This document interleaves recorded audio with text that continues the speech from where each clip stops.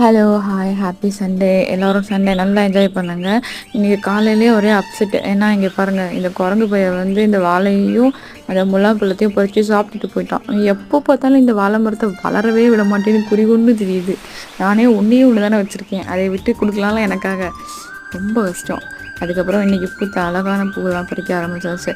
இந்த பாரிஜாதம் பாருங்களேன், அப்படியே ஒரு அடுக்கு ரோஸ் மாதிரி என்ன ஒரு க்யூட்டு, செமையாக இருந்துச்சு. வாசனையும் நல்லாயிருக்கும். அப்புறமா இந்த பன்னீர் ரோஸு, இதுவும் வந்து சரியான வாசனை.